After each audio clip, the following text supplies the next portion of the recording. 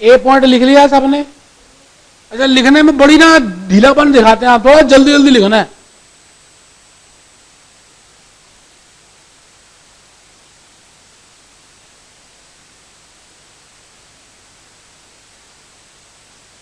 Format बनाइए trading account का। आपको पता है, मुझे मालूम है, फिर भी बना दीजिए। फैक्ट्री ओवरहेड्स तक डेबिट कर रहे हैं हम।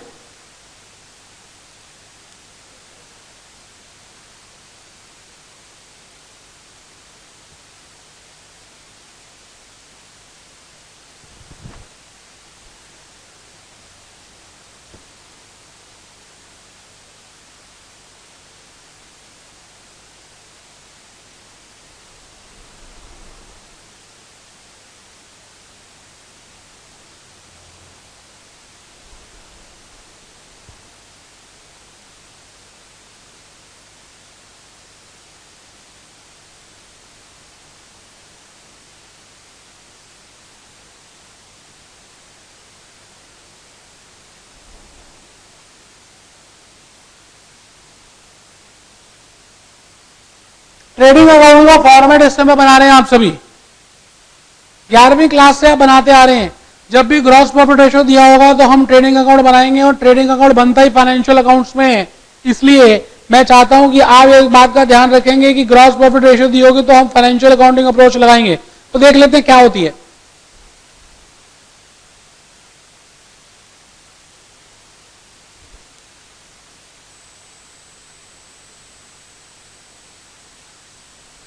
मैंने नीचे लिखा है, total cost of production as per costing includes raw material consume plus direct labour plus direct expenses plus factory overheads plus office overheads. Office overheads को हाईलाइट कर देंगे क्योंकि ये बहुत अच्छी चीज आपको मैंने अभी बतानी है। मैं इसका रंग भी चेंज कर रहा हूं, आप भी हाईलाइट कर दें। Plus office overheads. और अगर आप फाइनेंशियल अकाउंटिंग में देखें तो कॉस्ट ऑफ प्रोडक्शन कुछ अलग तरह की होती है। पहले बताओ, ट्रेडिंग अकाउंट का फॉर्मेट बना लिया, अब लिखें as per financial accounting approach.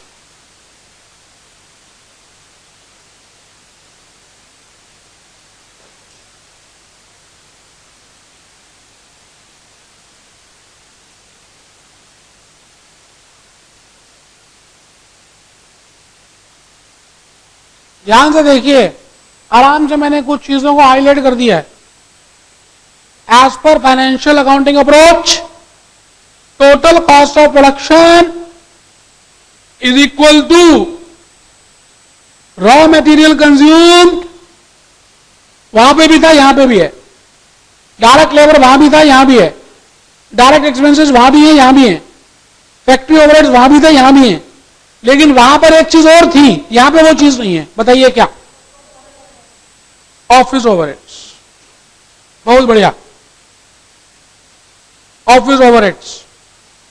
क्योंकि यहां की जो कॉस्ट ऑफ प्रोडक्शन है वो कुछ अलग है और वहां की कॉस्ट ऑफ प्रोडक्शन अलग है। ठीक है, बस ई पॉइंट लिखिए, फिर मैं समझाता हूं, फिर आगे चलेंगे।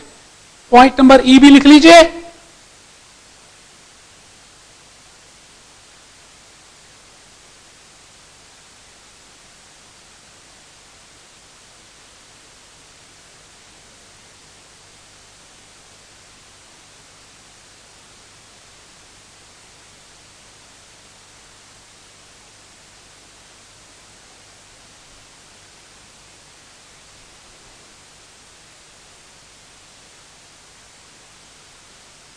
अगर लिख लिया हो तो आप क्वेश्चन नंबर 9 में आ जाएंगे, पढ़ना शुरू कर देंगे और very very very important mark कर देंगे आने वाले अटेम्प्ट के लिए।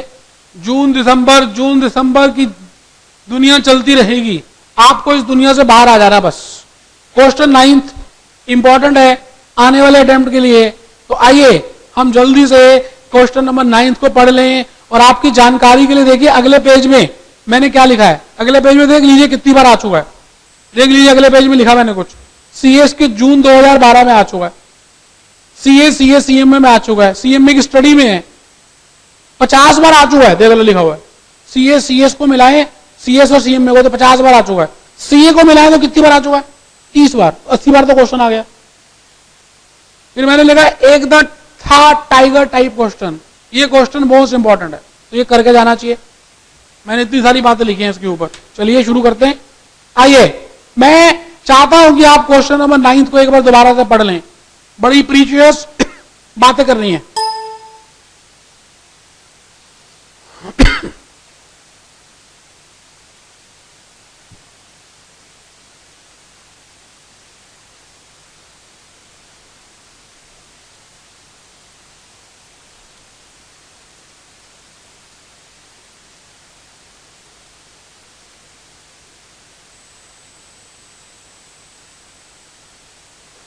पढ़ लीजिए एक बार सारा क्वेश्चन दोबारा पढ़िए। अब देखिए आपका नजरिया पढ़ने का दूसरा होगा। अब आपको थोड़ा सा ज्यादा समझ आएगा पहली बार पढ़ने के कंपैरेटिवली। तो एक बार पढ़िए, फिर मैं अपने एक्सपर्ट कमेंट्स देने शुरू कर दूंगा।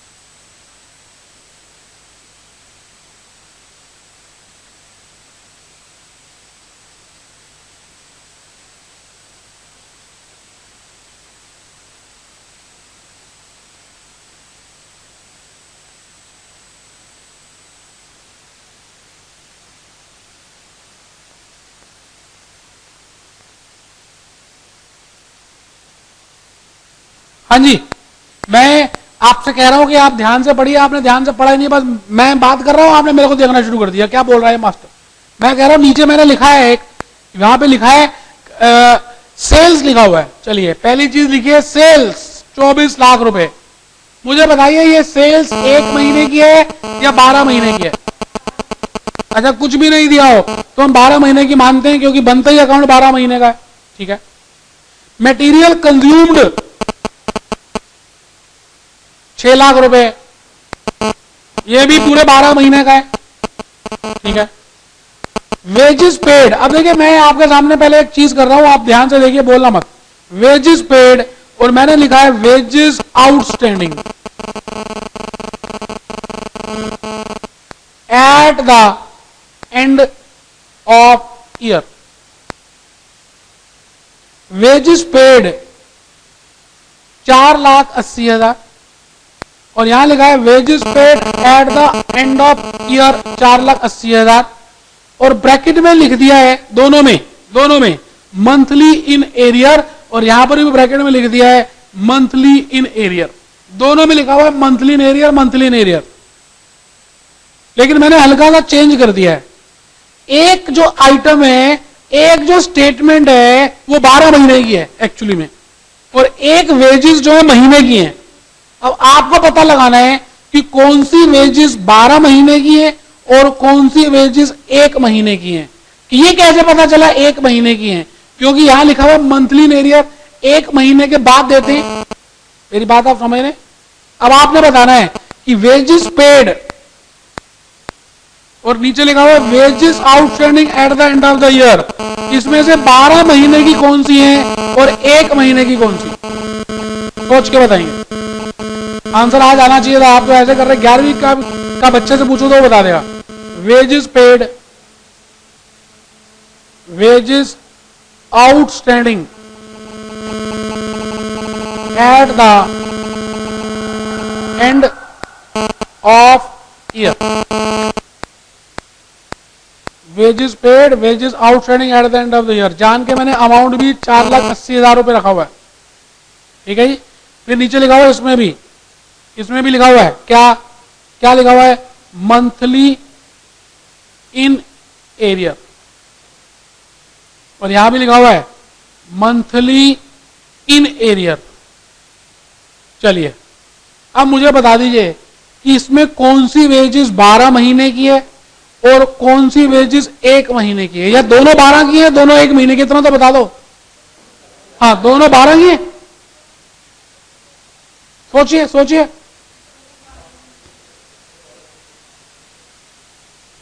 कि यहां लिखा है वेजेस पेड, ठीक है। अगर आप कुछ नहीं भी जानते और हिंदी इंग्लिश भी कर लें इसकी छोटी सी, तो भी पता चल जाएगा। वेजेस पेड लिखा और यहां लिखा है wages outstanding at the end of the year. तो ये बात तो समझ आ रही है कि ये जो वेजेस हैं ये आउटस्टैंडिंग दी हुई हैं, ये बात तो हमें समझ आ रही है अंग्रेजी से। और ये बात समझ आ रही है कि ये वेजेस पेड दी हुई हैं, तो वेजेस पेड जो हैं ये आउटस्टैंडिंग तो नहीं लिखा हुआ, ये पेड लिखा हुआ है। तो बताइए ये 12 महीने की और ये 1 महीने की, ऐसा दिख नहीं रहा क्या आपको? इतना टाइम लगा दिया आपने ऐसे करते हुए, कुछ है भी नहीं उसके अंदर। वेजेस पेड लिखा हो, ऊपर लिखा था मटेरियल कंज्यूम्ड पेड, कुछ भी नहीं लिखा, तो 12 महीने का तो होता है। बट मैं अगर कह दूं कि outstanding at the end of the year है, तो इसका मतलब है कि वो 1 महीने की है। अच्छा, अब जब मैं कॉस्ट शीट बनाऊंगा तो बताइए मेरे को सारी चीजें 12 महीने की लिखनी है, तो अब बताइए मैं क्या करूंगा? ये तो 12 महीने की है और ये लिखनी होगी, तो मैं इनटू क्या करूंगा? तो मुझे ये पता होना चाहिए कि कौन सी चीज 12 महीने की और कौन सी चीज 1 महीने की है। नीचे पढ़ा ना दोबारा से, सेल्स कितनी लिखी हुई है, मटेरियल कंज्यूम्ड कितना लिखा हुआ है। देखो मुंह से बोल के भी राजी नहीं हो, मैं पूछ रहा हूं मटेरियल कंज्यूम्ड कितना लिखा हुआ है। अच्छा 1 महीने का या 12 महीने का है? हाँ, सेल्स 24 लाख रुपए महीने की है या 12 महीने की है? ठीक है। अब लिखा है वेजेस पेड 480, ब्रैकेट बाद में पढ़ना, मंथली इन एरियर। अब बताइए ये वेजेस पेड 12 महीने की है या मंथली है? ठीक है। अब लिखा हुआ है manufacturing expenses outstanding at the end of the year 45,000, फिर ब्रैकेट में लिखा हुआ है cash expenses are paid 1 month in arrear. बताओ मैन्युफैक्चरिंग एक्सपेंसेस महीने के हैं या 12 महीने के हैं? महीने के हैं, क्योंकि वो लिखा हुआ आउटस्टैंडिंग है। ये समझ आई? तो जब आप कॉस्ट शीट बनाएंगे या ट्रेडिंग अकाउंट बनाएंगे तो मैन्युफैक्चरिंग एक्सपेंसेस भी 12 महीने के लिखने हैं। हमें तो हर चीज ही 12 महीने की लिखनी है, तो इसको गुणा करना पड़ेगा 12 से। एक बच्चा कहता है जी अमाउंट छोटा था इसलिए मैंने मान लिया महीने का, थप्पड़ मारूं उसके मुंह पे। मैन्युफैक्चरिंग एक्सपेंसेस आप आराम से पढ़िए, 5th और 6th का डिफरेंस तो देखिए। आप 5th और 6th स्टेटमेंट को ईमानदारी से पढ़िए और आपको खुद डिफरेंस दिखेगा। एक चीज पेड है और एक चीज आउटस्टैंडिंग है। तो जो आउटस्टैंडिंग है वो उतने महीने की तो होगी जितने महीने लेट देते हैं।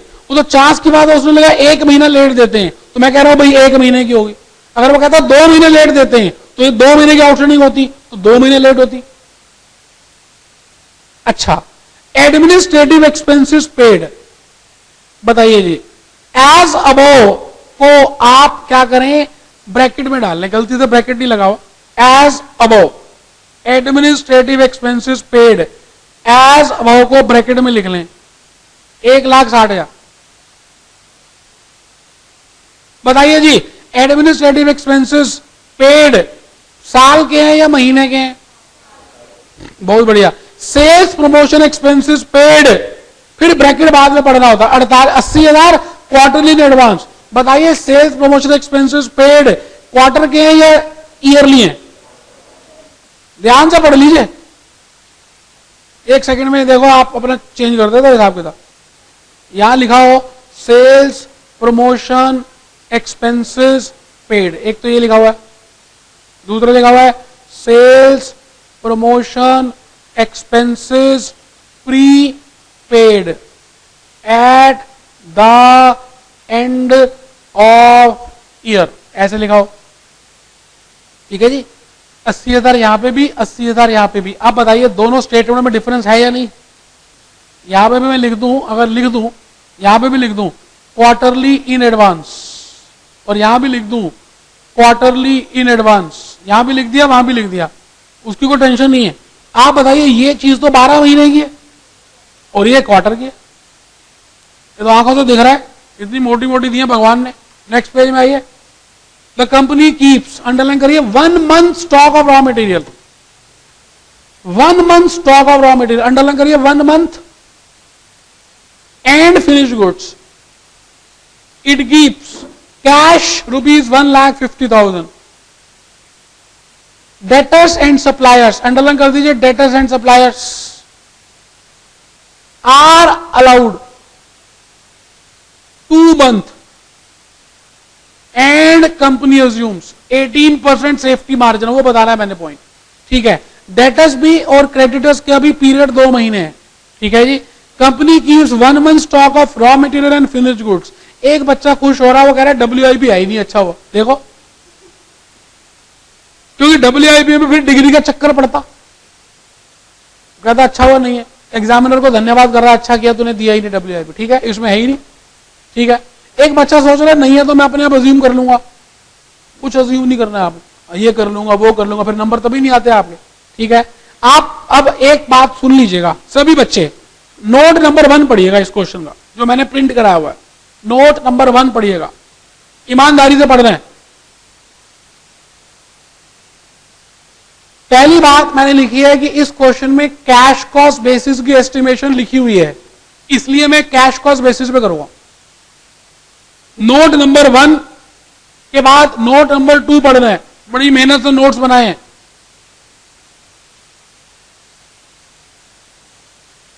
हम जब भी कैश कॉस्ट करें या टोटल करें, कॉस्ट शीट हमेशा टोटल ही बनती है, उसमें डेप्रिसिएशन हर बार आती है, उसमें कोई डिफरेंस नहीं है। नोट नंबर 2 समझ आ गया, टिक लगाओ, नोट 1 में टिक लगाओ, नोट 2 में टिक लगाओ, भैया ये कर लिए, ठीक है। अब नोट 3 जिसने नहीं पढ़ा वो गलत बात होगी, ध्यान से पढ़ना। नोट 3 बड़ी प्यारी चीज लिखी है नोट 3 में,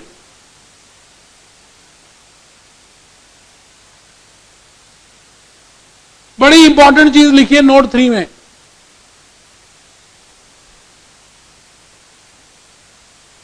पीपीटीज बनाई हैं, क्वेश्चंस दिए हैं, उनके एक्सप्लेनेटरी नोट्स लिखे हैं। नोट 3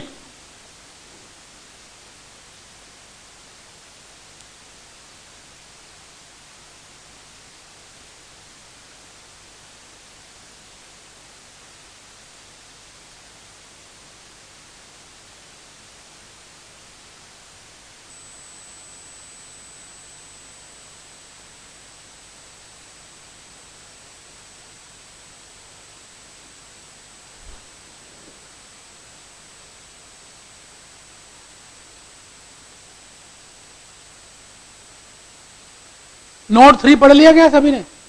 मैंने एक बात बताने की कोशिश की है कि अगर आपको किसी भी क्वेश्चन में ग्रॉस प्रॉफिट रेशो दिया जाए तो ग्रॉस प्रॉफिट ट्रेडिंग अकाउंट में ही बनाते हैं, कॉस्टिंग में नहीं करते। इसलिए आपने वो पूरा क्वेश्चन फाइनेंशियल अकाउंटिंग अप्रोच से करना है, क्योंकि ट्रेडिंग अकाउंट फाइनेंशियल अकाउंटिंग में बनता है, ये बताना जा रहा हूं। और नोट नंबर 5 पढ़ लो, 4 पहले 4 पढ़ लो।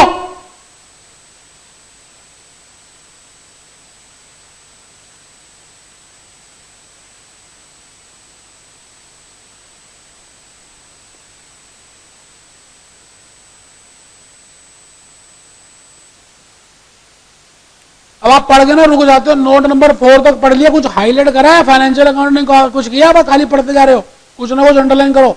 और नोट नंबर 4 के बाद 5 और 6 भी पढ़ना है, मेरे को मत देखना, नोट 5 और 6 चुपचाप पढ़ लेना, कुछ तो ऐसे गुस्से में देख रहे हो जैसे भी खा जाएंगे मेरे को। नोट नंबर 5 और 6 भी करना।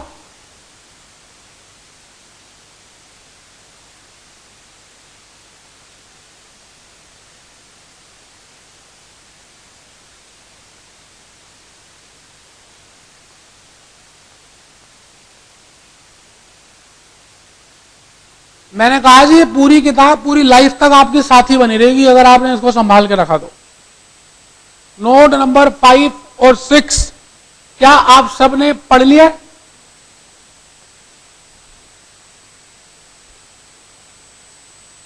तो एक लास्ट नोट 8वां नहीं पढ़ना, 7वां पढ़ लिए। चलिए आप भी क्या याद करेंगे कि 7 तक पढ़ाया मैंने, 8वां नहीं पढ़वाया, लो आप भी क्या याद करोगे।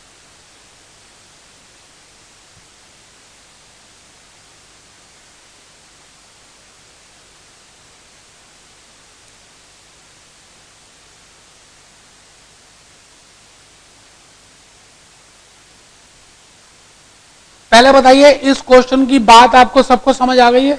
चलिए मैं शुरू करता हूं जी। आइए क्वेश्चन नंबर 9, एक पेज छोड़ दीजिए कॉस्ट शीट का, या हेडिंग लिख दीजिए statement showing estimation of cash cost working capital requirement. Statement showing estimation of cash cost working capital requirement, cash cost, current assets यहां लिखेंगे, करंट लायबिलिटीज यहां लिखेंगे,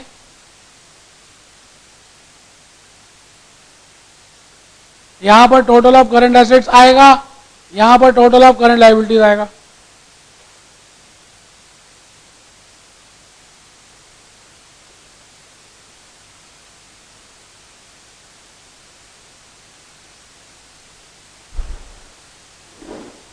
ठीक है जी, ये तो मेन आंसर है। अभी हम चलेंगे पहले वर्किंग नोट नंबर 1।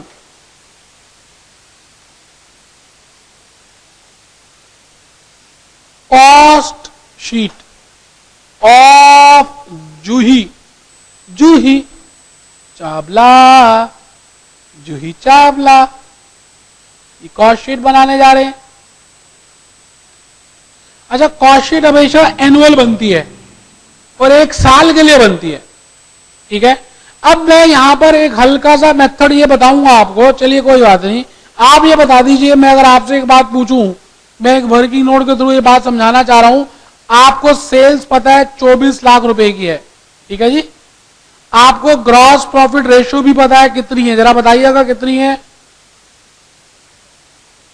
ठीक है, तो जरा निकाल के बताइएगा 30% कितना आता है।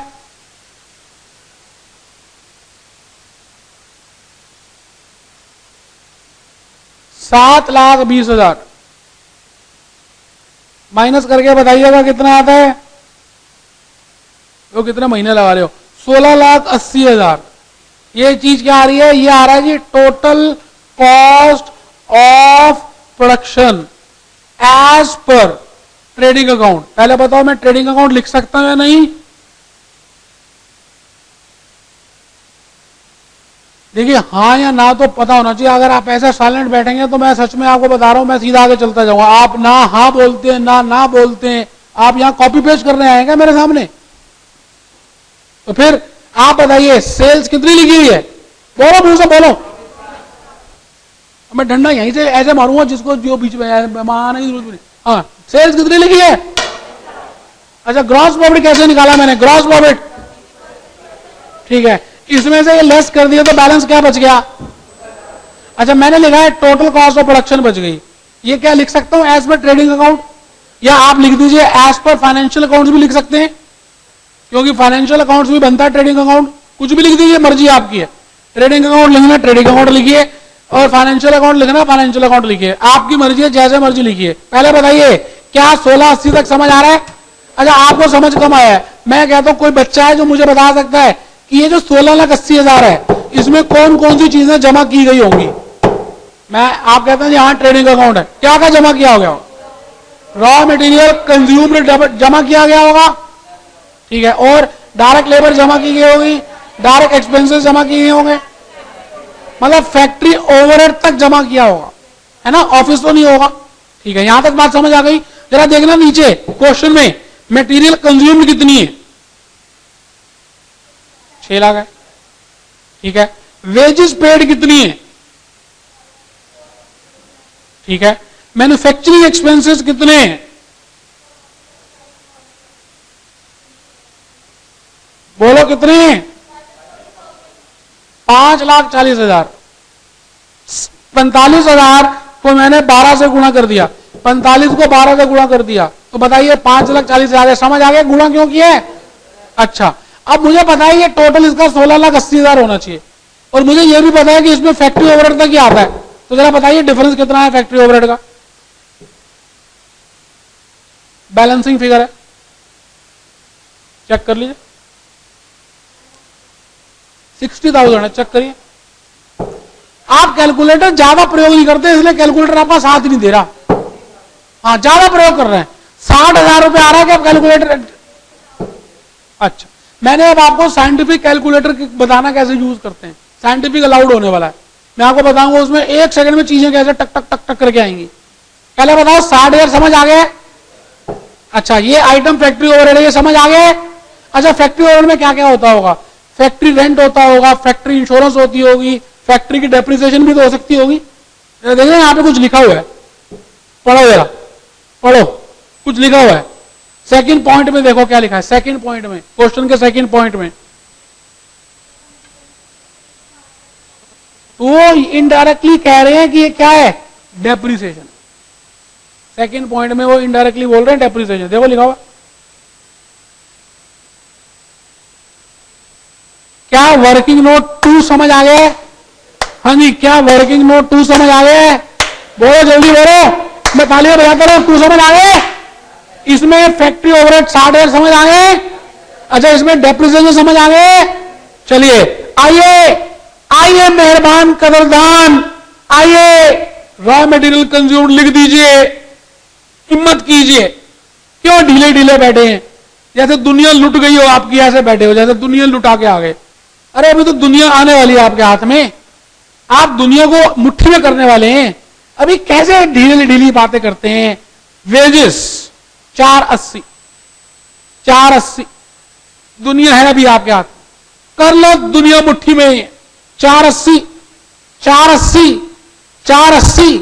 अब मैं लिख रहा हूं 480 तक रुका हूं, 480 तक कुछ बच्चे रुके हुए 480, क्योंकि जब मैं लिखूंगा वो उसके आगे लिखेंगे, मैं जान कर रुका हूं। 480, 480, 480, वो मेरे को देख रहे हैं 480, 480। भैया आगे तो लिख लो, मैन्युफैक्चरिंग एक्सपेंसेस बोलो, कितने लिखूं? बोलो जल्दी बोलो।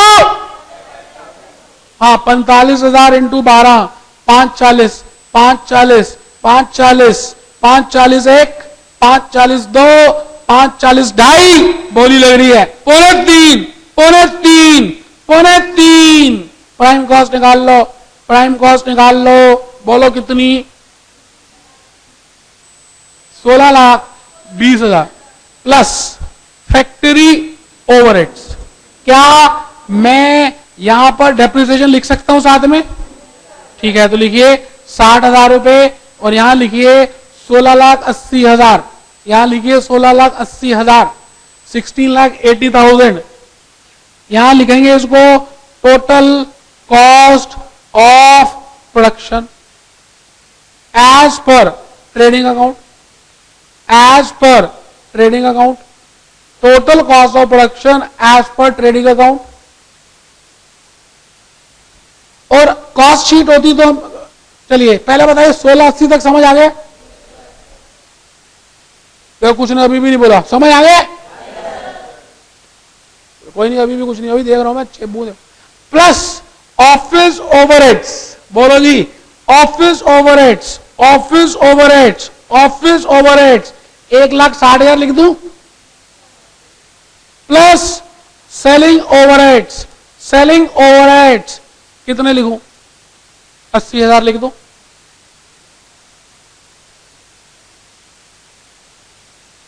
Total cost of sales 19,20,000, sales 24 lakh, net profit 4,80,000।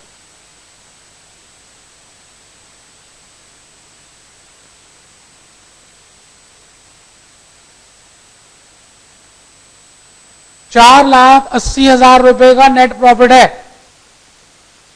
क्या यह बात सबको समझ आ रही है यहां तक? क्या सभी ने कॉस्ट शीट बना ली? चलिए आइए मैं एक बार दोबारा से मेन आंसर की तरफ बढ़ जाऊं, और मैंने मेन आंसर में हेडिंग लिखी हुई है, मैं क्वेश्चन दोबारा से पढ़ रहा हूं। पहली बात लिखिए, Juhi Chawla sells goods at a gross profit of 30%। फिर लिखा हुआ है सेल्स 24 लाख। फिर लिखा हुआ है मटेरियल कंज्यूम 6 लाख। फिर लिखा हुआ है आउटस्टैंडिंग वेजेस, मुझे तो दिख रहा है, आप देख लीजिए, आपको दिख रहा है क्या? आउटस्टैंडिंग वेजेस 40,000 रुपए। देखना कहां से आ गया है। तो आउटस्टैंडिंग वेजेस करंट लायबिलिटी है। अच्छा, मुझे तो एक चीज और दिख गई, आउटस्टैंडिंग मैन्युफैक्चरिंग एक्सपेंसेस 45,000। देखो मुझे तो दिख रही है आउटस्टैंडिंग मैन्युफैक्चरिंग एक्सपेंसेस 45,000, मुझे तो दिख रही है। आपको दिख रही है? अच्छा, मुझे एक चीज और दिख रही है, आउटस्टैंडिंग एडमिनिस्ट्रेटिव एक्सपेंसेस, मुझे तो एक चीज और दिख गई। पता नहीं क्या हो गया मुझको, मुझे तो दिखता ही जा रहा है, पता नहीं क्या हो गया है। मुझे तो दिख रहा है 13,334 चेक कर लीजिए। एडमिनिस्ट्रेटिव एक्सपेंसेस में मैंने लिखा है 13,334। मुझे ना एक चीज और दिख गई, हाय राम क्या हो गया, मुझे तो दिखता जा रहा है sales promotion expenses, prepaid prepaid sales promotion expenses, मुझे तो 20,000 रुपए ये भी दिख गया। लो जी लो जी लो, सेल्स प्रमोशन एक्सपेंसेस प्रीपेड है, तो प्रीपेड तो करंट एसेट्स में आते हैं, तो 20,000 रुपए वो लिख दिया मैंने। और एक साल में 4 क्वार्टर होते हैं, वो कहता क्वार्टरली इन एडवांस है। क्या यहां तक समझ आ गया आपको? अब नेक्स्ट पेज में पलट लिए। 1 मंथ रॉ मटेरियल, तो closing stock of raw material बताइए जी, 1/12 इंटू 6 लाख, कितना आ गया जी? 50,000। 1/12 ऑफ 6 लाख, 50,000 आ गया।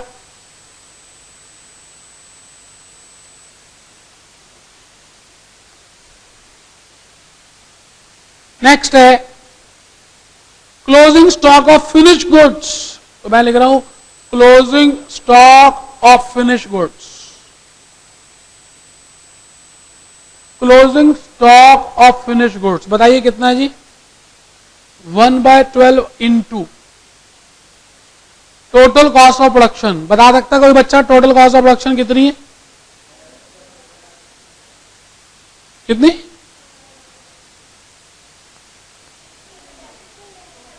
हाँ, हमें यहां पर कैश कॉस्ट बनाना है 1680, बिल्कुल ठीक है वैसे आपकी बात, लेकिन कैश कॉस्ट में करना है तो हम इसमें डेप्रिसिएशन लेस करेंगे। अच्छा एक चीज बताओ, आपने ये एकदम बोल दिया, चांस की बात है, ठीक बोल दिया। मैं अब आपसे एक सवाल पूछता हूं कि अभी तक आपने जितने भी क्वेश्चंस किए हैं उनमें जो टोटल कॉस्ट ऑफ प्रोडक्शन दी, उसमें ऑफिस ओवरहेड्स भी तो ऐड करते थे आप, ऑफिस ओवरहेड्स भी ऐड होते थे, उसके बाद आती थी टोटल कॉस्ट ऑफ प्रोडक्शन। लेकिन यहां पर आपने टोटल कॉस्ट ऑफ प्रोडक्शन में ऑफिस ओवरहेड्स ऐड नहीं किए, आपने 16,80,000 खाली फैक्ट्री ओवरहेड तक ऐड करने के बाद बता दिया। ऐसा क्यों? क्योंकि हम यहां पर फाइनेंशियल अकाउंटिंग से एस्टिमेशन कर रहे हैं। कैसे पता चला? क्योंकि ग्रॉस प्रॉफिट रेशियो दिया हुआ है। मेरी बात आप समझ गए? चलिए दूसरी बात, 16,20,000 क्यों कर रहे हैं, 16,80,000 क्यों नहीं कर रहे? क्योंकि डेप्रिसिएशन एक नॉन कैश आइटम है और मुझे क्वेश्चन में दिया हुआ है कि कैश कॉस्ट पे एस्टिमेट करना है। देख लीजिए, तो मैं यहां पर 16,20,000 से गुणा कर रहा हूं। क्या सभी को यह बात समझ आ गई? गुणा करिए, 1 लाख,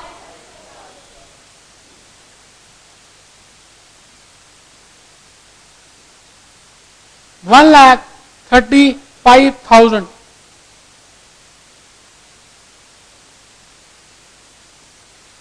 $1,35,000। लास्ट पॉइंट रह गया जी, हाँ वही कह रहा हूं, लास्ट में पॉइंट रह गया है कैश, यहां लिख देता हूं जी 1,50,000 रुपए। और एक बात और रह गई है बस, हाँ कोई बात नहीं, अभी लिख देते हैं। कैश पहले लिख दीजिए, 1.5 लाख है क्या? ठीक है, सभी को दिख रहा है? अच्छा इसके बाद है debtors and creditors are 2 months, तो यहां लिखूंगा डेटर्स लिखूंगा, जगह नहीं है, मैं थोड़ा सा लिख देता हूं, फिर भी अंदर आराम से लिख देता हूं, डेटर्स लिख रहा हूं। और नीचे भी जगह तो है नहीं, तो कोई बात नहीं, क्रेडिटर्स। जैसे मेट्रो में किसी को सीट थोड़ी सी तो जगह नहीं भी होती, वो अपना आगे पीछे कराकर सीट ले लेता है, तो मैंने डेटर्स से भी और क्रेडिटर्स से भी जगह ले ली, हद कर दी। डेटर्स एंड क्रेडिटर्स आपके सामने लिखना है मैंने। तो जरा बताइए जी, डेटर्स कितने महीने हैं? 2/12 इंटू,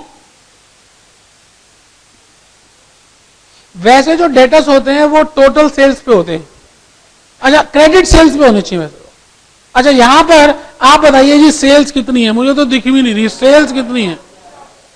24 लाख रुपए की सेल्स है जी, ये सब बच्चे कह रहे हैं 24 लाख रुपए की सेल्स है। अच्छा लेकिन आप बताइए यहां पर आप कौन सी एस्टिमेशन कर रहे हैं? तो बताइए जरा मेरे को। 24 लाख में से दो चीजें कम करनी है। हाँ जी, पहला तो आप ये नेट प्रॉफिट कम कर देंगे 4,80,000 का, और दूसरा आप यहां से क्या करेंगे, 60,000 रुपए की डेप्रिसिएशन कम कर देंगे। तो कितना आ गया? 18,60,000 से गुणा कर देंगे तो 2/12 इंटू 18,60,000। मैं यहां लिख रहा हूं भाई और बहनों, मुझे पता है आपको थोड़ा सा दिक्कत हो रही है, लेकिन कोई बात नहीं। 3,10,000 ऊपर लिख दिया है, जबकि नीचे लिखना था, मैंने ऊपर लिख दिया। एक बच्चा सोच रहा है मेन आंसर में भी ऐसे ही लिखना है, नहीं, वो नीचे लिखना है, मेरे पास जगह नहीं थी तो ऊपर लिखा। क्रेडिटर्स, क्रेडिटर्स कितने पीरियड का है जी? Creditors 2 months. तो 2/12 इंटू क्रेडिटर्स कंज्यूम्ड से रिलेट करता है जी, तो आ गया जी 50,000।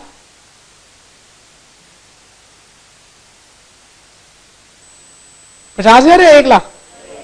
अच्छा मेरी गलती, 1 लाख है जी, 1 लाख रुपए।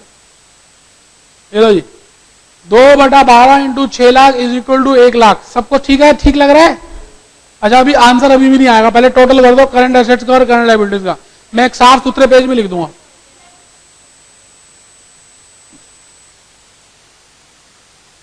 $6 लाख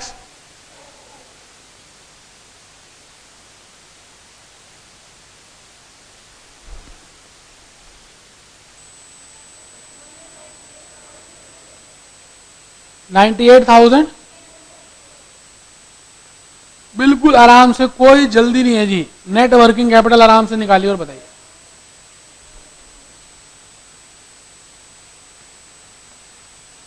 आंसर जबकि कुछ और है, देख लो। इसमें अभी हमने सेफ्टी मार्जिन और ऐड करना है,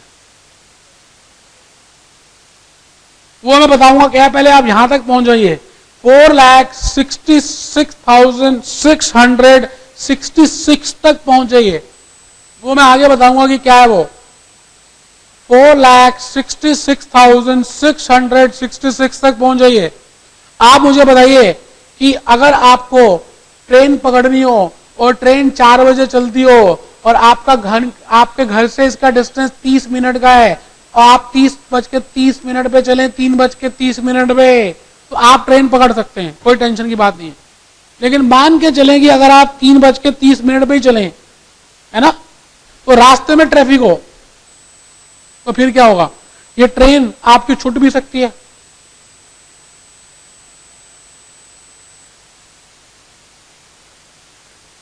आपने चेन्नई एक्सप्रेस देखी थी? चेन्नई एक्सप्रेस, उसका पहला सीन क्या था? पहला सीन, ये पहला या बीच में कोई सीन होगा। दीपिका साड़ी पहनकर, बाल खुले हुए हैं, उसमें उसने फूलों की माला, मोतियों के फूलों की माला लगाई हुई है, और नीचे बड़ी बड़ी हील वाली सैंडल्स पहनी हुई है ना,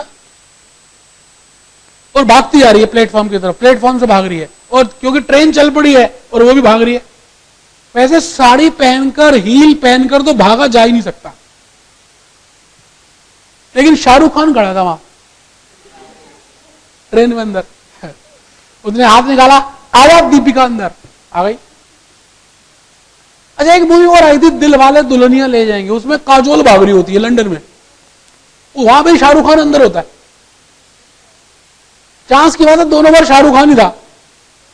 अच्छा आप जब प्लेटफॉर्म में 3:30 पे घर से चलोगे और लेट हो जाओगे, तो क्या आपके लिए शाहरुख खान वहां पे खड़ा होगा ट्रेन के अंदर? कुछ नहीं होने वाला। इसका मतलब घर से आपको कितनी देर पहले चलना चाहिए था? थोड़ा मार्जिन लेके चलते, 3:10 पे चलते, 3 बजे चलते। वो जो जल्दी चल रहे हैं उसको सेफ्टी मार्जिन बोलते हैं। क्या बोलते हैं? तो सेफ्टी मार्जिन हमेशा नेट वर्किंग कैपिटल के ऊपर निकाला जाता है। ये मैंने नोट नंबर 8 में लिख दिया, पढ़ लो नेक्स्ट पेज में। नोट नंबर 8 में लिख दिया है, अगर सेफ्टी मार्जिन दिया जाए तो इसको हम नेट वर्किंग कैपिटल के ऊपर ही कैलकुलेट करेंगे। अच्छा दिया होगा तभी करेंगे।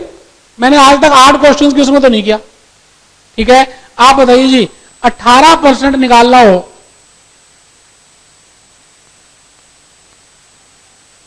कितना आएगा? तो जो भी ऐड करके आएगा आप उसके बाद टोटल बताइए कितना आ गया जी। आंसर कितना आ गया? 5,50,670 रुपए आ रहा है कुछ लगभग। 666 लिख दीजिए, कोई दिक्कत नहीं, ले लीजिए।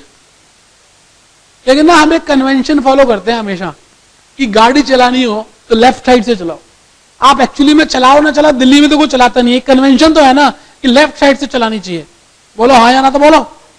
अच्छा, इसी तरह से कन्वेंशन है कि हम ज्यादातर फिगर्स ना एक्यूरेट तो लिखते हैं, लेकिन मोटा मोटी कई बार जुगाड़ आता है तो हम उसको टेंस तक ले जाते हैं। तो यहां पर मैंने उस फिगर को क्या किया, 5,50,670 तक ले गया, कन्वेंशन है, हम ऐसे ही करते हैं ज्यादातर। तो आप 5,50,670 लिख दो, मर्जी है तो ठीक, नहीं तो 6,66 भी ठीक ही है। सवाल उसका नहीं है, सवाल है कि ग्रॉस प्रॉफिट रेशियो समझ आ गई आपको। अच्छा, सवाल है कि वो एक्सपेंसेस वाला कंसेप्ट समझ आ गया आपको। बस मेन चीज वो है। आज की क्लास का आखिरी कंसेप्ट ये रहा आपके सामने, क्वेश्चन नंबर, कंसेप्ट नंबर पहले पढ़ लीजिए। बताइए कौन सा कंसेप्ट लिखने वाले आप? हैं जी 19, बहुत बढ़िया, कितनी अच्छी बात है, आपको नंबर भी याद है कि कौन सा नंबर लिखना है। हाय राम, आपको तो नंबर याद है। आइए अब हम आगे चलेंगे। 19, मैं अगर पेपर बनाऊं तो या तो 18 नंबर कंसेप्ट से या 19 नंबर से एक क्वेश्चन जरूर दूंगा। आगे आपकी मर्जी, आप समझ लें क्या कहना चाह रहा हूं। मैं अगर पेपर बनाऊं तो कंसेप्ट 18 का क्वेश्चन दूं या कंसेप्ट 19 का क्वेश्चन दूं। इस समय कंसेप्ट 19 आप कर रहे हैं और आप चेक कर लें कि बाकी सब कंसेप्ट वाइज नहीं कर रहे और आप कंसेप्ट वाइज कर रहे हैं। कंसेप्ट 19 न्यूली कमेंसिंग बिजनेस और ईयर 1, ये इसका नाम है। आज की क्लास का आखिरी कंसेप्ट और आखिरी क्वेश्चन करने जा रहे हैं। वीर तुम बढ़े चलो, वीर तुम बढ़े चलो। और मंडे को आप कृपया करके जरूर, अगर आपको लगता है तो आप दान देने आए। कर्ण जो था महादानी था, कर्ण मरने वाला था, तो भगवान कृष्ण ने कहा अर्जुन को, अर्जुन ये महादानी है कर्ण, एक मरने वाला है, मैं इसके पास अब दान लेने जा रहा हूं, फिर भी दे देगा ये। और कर्ण के मुंह में ना एक सोने का दांत लगा हुआ था, उसका दांत टूट जाता। पहले जमाने में जिनके दांत टूटते थे ना, सोने के दांत लगवा लेते थे। अब वो मर रहा है और भगवान कृष्ण साधु बन के पूछ रहे हैं उससे, कह रहे हैं कि मुझे कुछ दान में दे। वो कहता मैं तो मर ही रहा हूं। वो कहता नहीं, तेरे मुंह में ना सोने का दांत है, वो तोड़ के दे मेरे को। अब बताइए, एक व्यक्ति मर रहा है फिर भी उसको था कि मैं दान दूं, उसने अपने मुंह से दांत तोड़ दिया।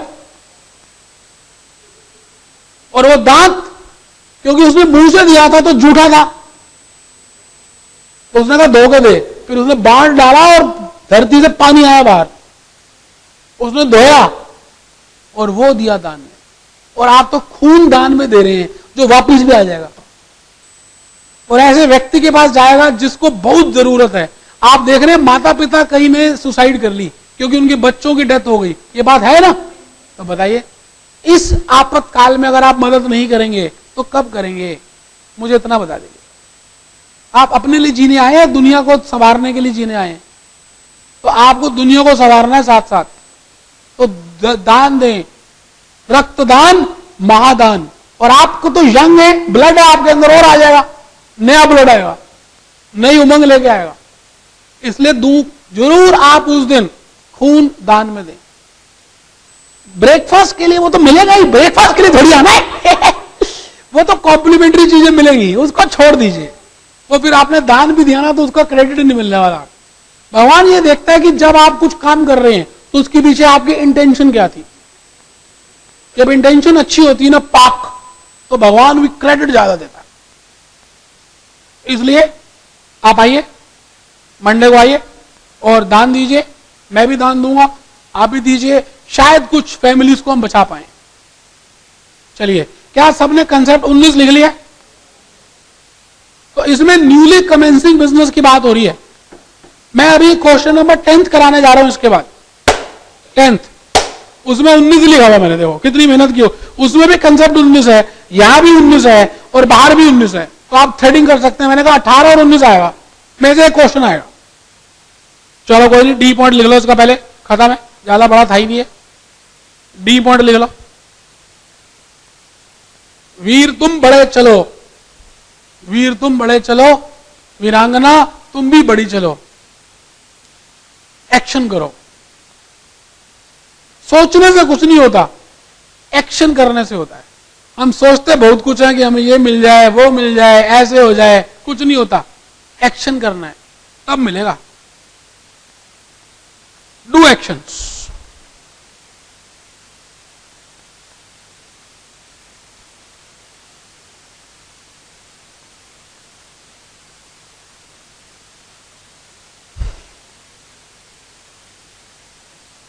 वो जीरो लिखा है, वो ओपनिंग नहीं है, वो जीरो है वो। पहले बता रहा हूं, ये जीरो है। नहीं भाई, नींद भी तो आ सकती है, समय नींद का है ना। तो कुछ बच्चे कह रहे हैं ओपनिंग, उन्होंने ओपनिंग लिख दिया उसको, ना भैया जीरो है ये, जीरो। एक्चुअली में जीरो लिखना चाहिए यहां पर मेरे को।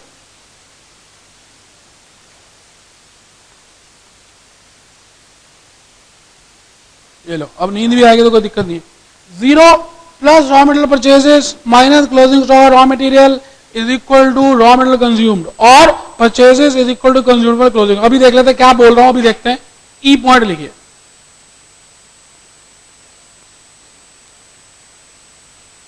ठीक है, बस दो बातें हैं, छोटी छोटी हैं।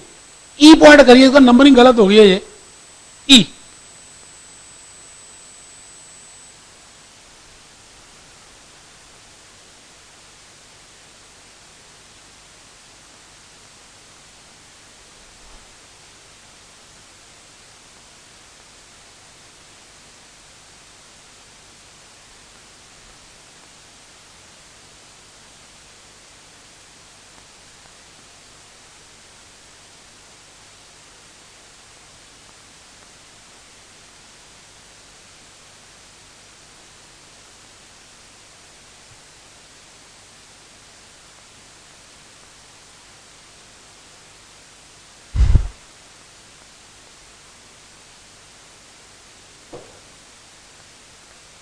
चलिए, बहुत बढ़िया, आप इस समय कर रहे हैं, बहुत अच्छा लग रहा है, आप लिखते जा रहे हैं और आपको धीरे धीरे थोड़ा बहुत तो समझ आ ही रहा है लिखते लिखते। बस यही एक दो बातें लिखनी है, इसके बाद आज लिखने का काम कुछ भी नहीं है।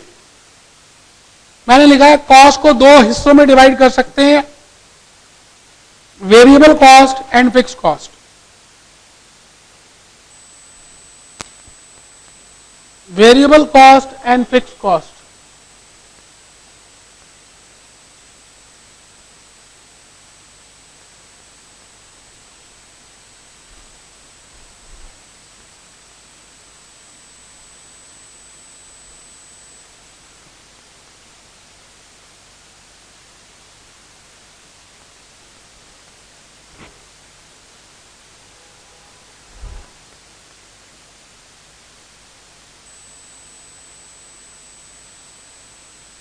मैंने एक बीच में एक कॉलम खाली छोड़ा हुआ है टोटल वेरिएबल कॉस्ट का। एक यूनिट को बनाने में अगर 10 रुपए लगते हो तो बताइए यहां पे कितना आएगा? 10 रुपए। और उसके नीचे, और उसके नीचे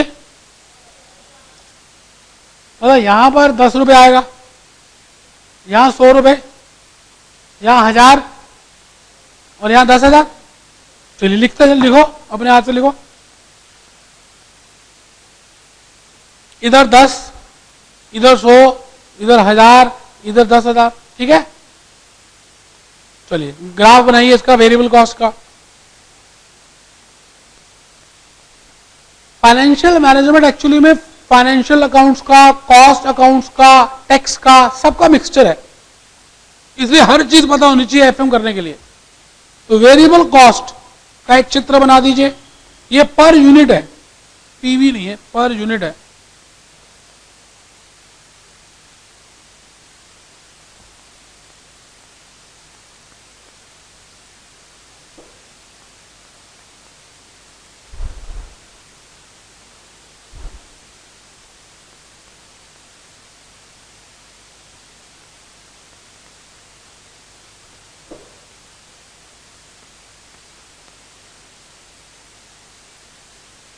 कर लिया? जी एच 2 पॉइंट्स रह गए। पहले बताओ यहां तक कर लिया? एफ तक? एफ तक कर लिया? चलिए जी और एच लिख लीजिए, खत्म। आज का काम तो खत्म है, आज का कोटा पूरा है जी। अच्छा कोई नहीं, यहां तक लिख लिए, कोई नहीं। ये लिखिए ई और एफ लिखिए। ई एफ पहले आएगा, नहीं नहीं एक सेकेंड, ये जी एच आपने अभी तक कहां तक लिखे हैं? एच लिखा ना? अच्छा ठीक है ठीक है, आई कर लीजिए इसको, बहुत बढ़िया। अब लग रहा है कि आप बिल्कुल ध्यान से देख रहे हो, आई हो जाएगा। आई के बाद क्या आता है? चलिए जे लिखिए, जे हो जाएगा।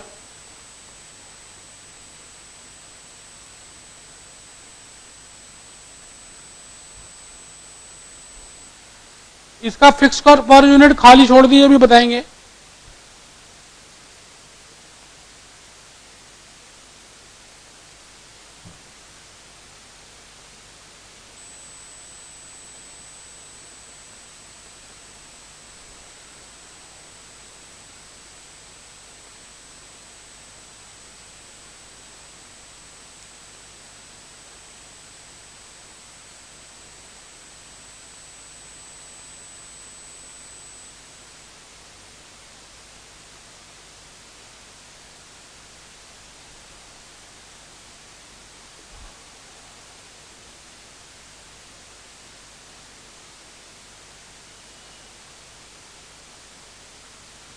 जे तक लिख लिया जी?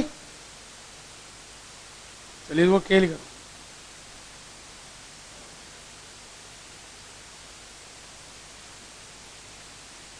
खत्म।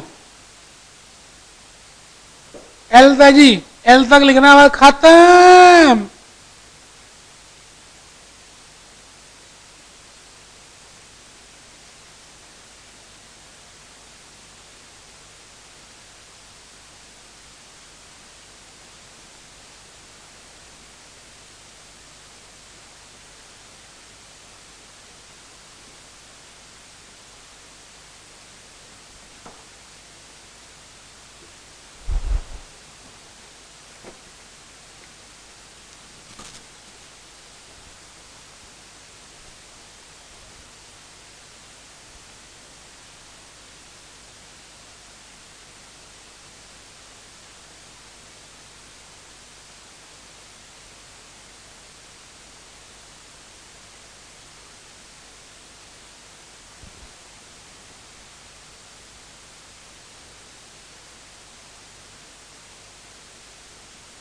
मैंने जान के अभी आज डाउट्स नहीं लिए कि मुझे ऐसा लगा कि शायद कुछ बच्चों ने अगर नहीं भी ट्राई किया तो उनको एक चांस और मिलना चाहिए, और अगर उन्होंने पूरे क्वेश्चंस नहीं किए तो आज जाकर जरूर कर लेंगे, जिससे कि हम नेक्स्ट क्लास मतलब लेक्चर नंबर 4 में हम डाउट्स ही पहले शुरू करेंगे। तो कृपया करके आपने नहीं किया तो अपना भला कर लें, और आज जाने के बाद जो भी क्वेश्चंस मैंने दूंगा आज तक के सारे ट्राई कर लेंगे।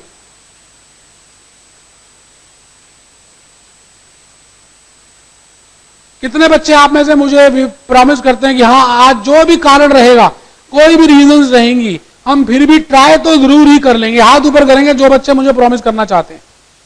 झूठा प्रॉमिस नहीं करना है, नहीं एक साथ हाथ करना है, और ऊपर तो सीधा होना चाहिए, स्ट्रेट, ऐसे ऐसे नहीं। बहुत बढ़िया, बहुत ही बढ़िया, अच्छा लग रहा है। और जो बच्चे मेरे को इस समय मेरे सामने नहीं बैठे, दूर बैठे हैं, मैं उनको भी रिक्वेस्ट करूंगा कि अगर आप घर में अपने आप होमवर्क नहीं करेंगे तो मैं उल्टा भी लटक जाऊं तब भी समझ नहीं आएगा आपको। आप अपने टीचर खुद हैं, खुद करेंगे, मैं तो गाइड कर सकता हूं कि ऐसे ऐसे ऐसे ऐसे ऐसे ऐसे ऐसे, काम आप ही को करना है। बिना मेहनत के कुछ होने वाला नहीं है, इस दुनिया में कुछ नहीं मिलेगा। इसलिए आप घर में खुद होमवर्क करें, क्योंकि नेक्स्ट लेक्चर नंबर 4 में मैं सारी डाउट डिस्कस करने वाला हूं। ओके, आगे लिखिए, लिखना ही नहीं है, बाय के एंड एल तक, बाय लिखना नहीं है। क्या एल तक लिख लिया सभी ने? ठीक है जी, आइए मैं आज आपको एक नई चीज और समझा दूं, और बस वो समझाते समझाते ही आज का दिन, आज के लम्हे हमारे से गुजरते जा रहे हैं, और प्लस हम फिर नेक्स्ट क्लास में मिलेंगे और मैं आपसे अलविदा ले लूंगा। लेकिन उससे पहले मैं आपको एक नई चीज बताना चाह रहा हूं। तो क्वेश्चन नंबर 9 हम कर चुके हैं। देखिए, जूही चावला का, अर्जुन पंडित, कुरकुरे वाली जूही चावला। आजकल आपको मालूम है कुरकुरे में एडवर्टाइजमेंट में नहीं आते जूही चावला, क्योंकि कुरकुरों में कुछ ऐसी चीजें पाई गई हैं जो हमारे लिवर को खराब कर देती है। तो सभी लोगों ने जूही चावला को बोला। तो आजकल आप देखिए कुरकुरे आप खाते हैं, आप में से कौन खाता कुरकुरे? नहीं खाने चाहिए। कोई खा भी रहा तो मना करना चाहिए। नहीं, अब ऐड नहीं आ रही, ऐड भी नहीं आ रही, जूही चावला नहीं आ रही एक्चुअली में, कुरकुरे में और है जी। अच्छा, वो ठीक है, उसकी वो जूही चावला तो नहीं आ रही ना, क्योंकि वो खुद मदर है, खुद समझती है कि बच्चों को नुकसान हो रहा है, उसको खा के नहीं आ रही। अच्छा, कोल्ड ड्रिंक भी कह रहे नहीं पीनी चाहिए। आप कोल्ड ड्रिंक पीकर हमारे देश की फॉरेन एक्सचेंज बाहर लेके जा रहे हैं। कोल्ड ड्रिंक भी नहीं पीनी, ठीक है, कोई नहीं। आइए क्वेश्चन नंबर 10 की तरफ बढ़ेंगे, और बड़ा ही इंपॉर्टेंट क्वेश्चन है आज का, लास्ट क्वेश्चन है जी 10th।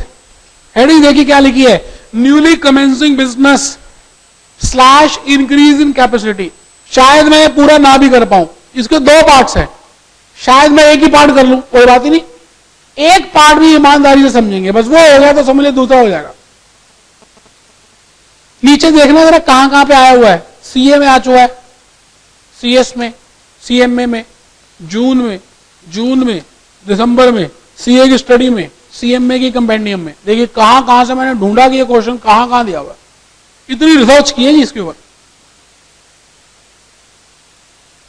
मैं आपसे एक बात कहना चाहता हूं कि अभी तक जो भी मैंने 1 से लेकर 9 तक क्वेश्चंस किए, और अभी जो करने वाला हूं 10 से, उनमें और इनमें डिफरेंस है। अभी पढ़ा नहीं है हमने क्वेश्चन, अभी देखना डिफरेंस क्या होगा। ये जितने भी क्वेश्चन हमने पहले किए हैं, हमने कहीं ना कहीं ये माना है कि वो एग्जिस्टिंग है, एग्जिस्टिंग कंपनीज ने हमें बोला है क्या, वर्किंग कैपिटल एस्टिमेट करने के लिए। लेकिन 10th क्वेश्चन जो है, इसमें हम ये मान नहीं रहे कि वो एग्जिस्टिंग है, क्योंकि क्वेश्चन खुद ही कह रहा है कि वो क्या है, न्यूली कमेंसिंग बिजनेस है। या तो वो न्यूली कमेंसिंग बिजनेस हो, और या वो ईयर 1 का क्वेश्चन हो, मतलब पहला साल। आप बहुत सारे काम पहली बार करेंगे। आपने सीएस की स्टडी पहली बार पढ़नी शुरू की, उससे पहले तो नहीं पढ़ते थे। अच्छा, आप ये बताइए, एग्जिस्टिंग में और न्यूली में एक डिफरेंस होता है, बड़ा एक बेसिक डिफरेंस होता है जी। वो डिफरेंस क्या है कि एग्जिस्टिंग में अगर ओपनिंग और क्लोजिंग ना दिए जाएं तो आप इन दोनों को बराबर मान सकते हैं, लेकिन न्यूली कमेंसिंग में ओपनिंग तो होता ही नहीं है, इसलिए ओपनिंग और क्लोजिंग को बराबर मान ही नहीं सकते, क्योंकि अनइक्वल होते हैं। ये 0 है और ये कुछ है, तो एक बेसिक डिफरेंस है।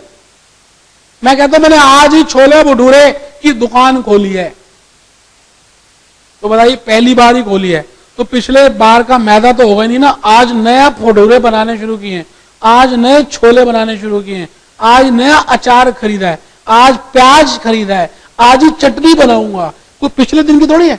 मैं कह रहा हूं मैं पिछले 2-3 महीनों से भटूरे बनाकर बेचता हूं, तो पिछली बार का भी तो मटेरियल होगा मेरे पास। अगर मुझे कुछ नहीं दिया तो मैं हमेशा मानूंगा कि ये एग्जिस्टिंग बिजनेस है। बट क्वेश्चन है ना, पहली लाइन में क्या लिखा है, मा limited is commencing a new project. Underline कर दीजिए, हाईलाइट करिए, न्यू प्रोजेक्ट। एक कंपनी नया प्रोजेक्ट कमेंस कर रही है। पहली लाइन में छक्का मार दिया उसने, ओके, नो प्रॉब्लम, कैच करेंगे। लेकिन एक बात समझ आती है कि न्यूली कमेंसिंग बिजनेस में ओपनिंग स्टॉक ऑफ WIP भी नहीं होगा, रॉ मटेरियल भी नहीं होगा, और फिनिश गुड्स का भी ओपनिंग नहीं होगा, किसी का भी ओपनिंग नहीं होगा। लेकिन एग्जिस्टिंग में अगर हमें ओपनिंग नहीं दिए गए तो हम मानते हैं कि ओपनिंग और क्लोजिंग बराबर है। ये बात ठीक है। चलिए आगे देखिएगा, फिर देखिएगा नीचे, the following information has been ascertained for annual production of 12,000 units.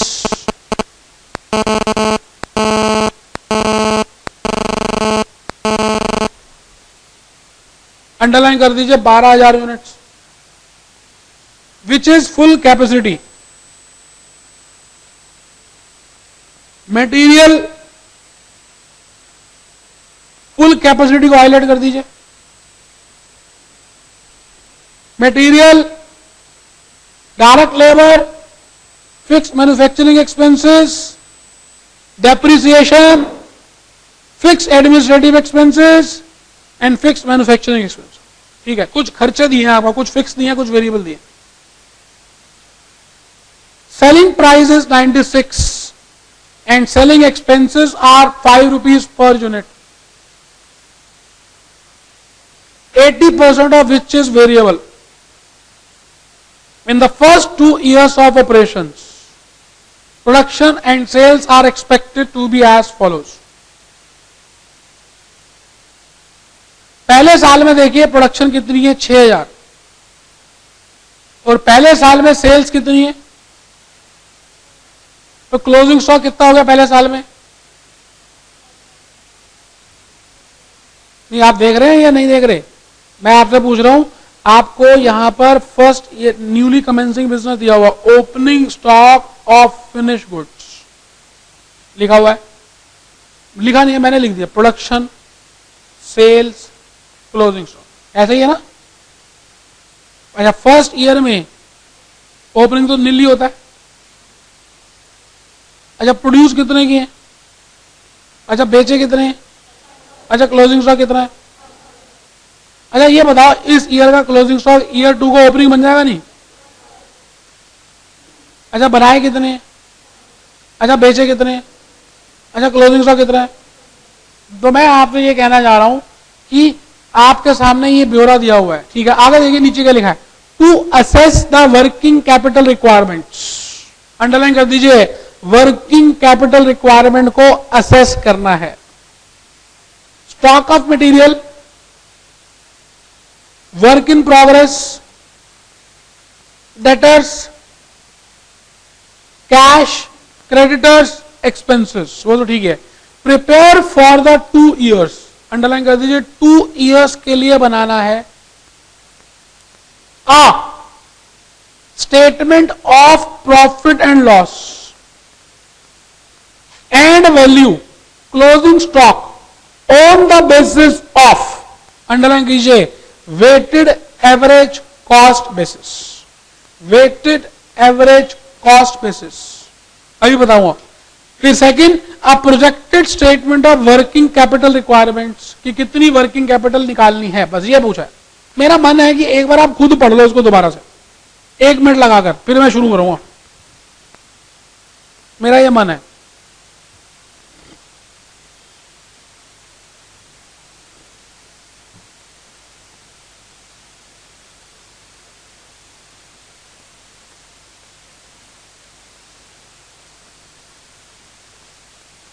इसमें जो पहला पार्ट है ना, projected statement of cost sheet, वही मैं आज बना दूंगा, तो वो समझ आ गई तो घर में आप वर्किंग कैपिटल कर पाएंगे।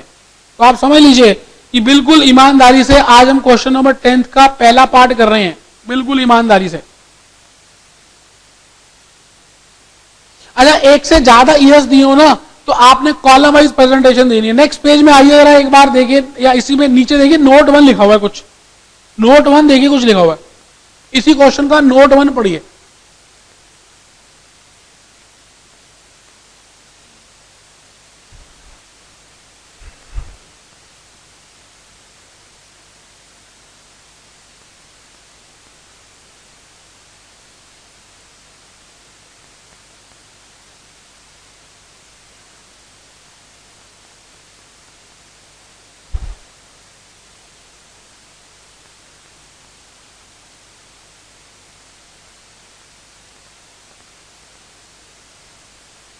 पढ़ लिया सभी ने?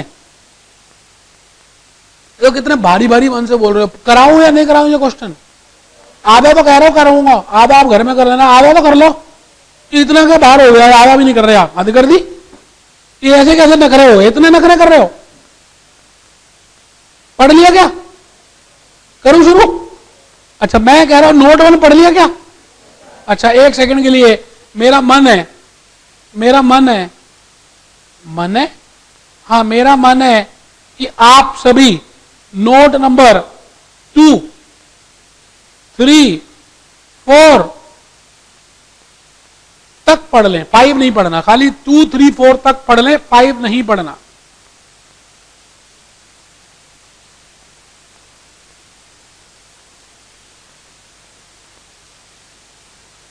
टू, 3, 4।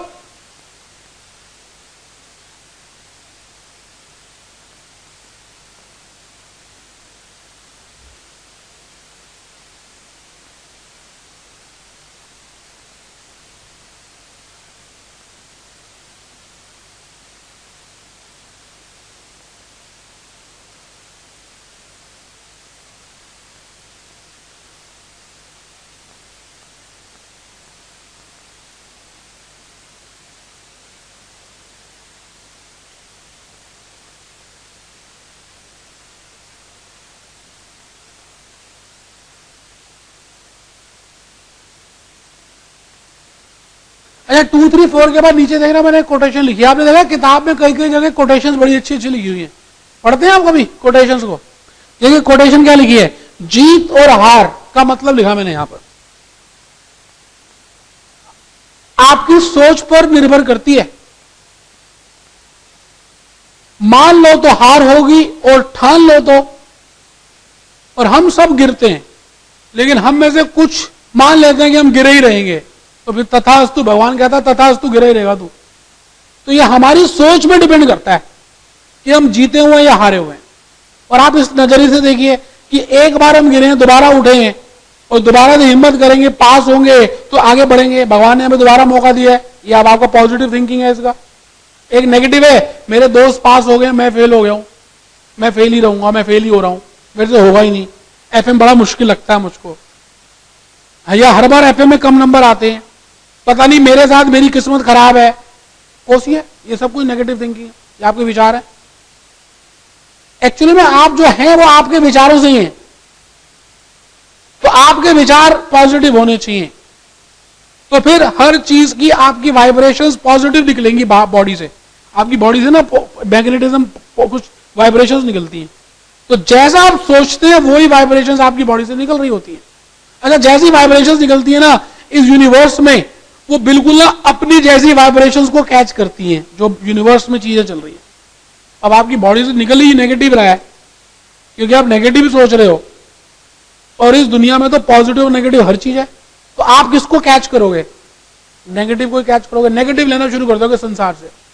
अच्छा, negative plus negative whole square बन जाएगा, A plus B whole square, negative square plus negative square plus 2ab negative negative, फिर वही होगा। तो आपको खुद पहल लेनी है पॉजिटिव सोचने की। तो बताइए ये कोटेशन अच्छी है या नहीं? चलिए फिर शुरू करते हैं। आइए, बस छोटी सी चीज है, ज्यादा बताना नहीं है। एक कॉस्ट शीट बनाने, लिखिए कॉस्ट शीट ऑफ मां तुझे सलाम फॉर द ईयर एंडिंग।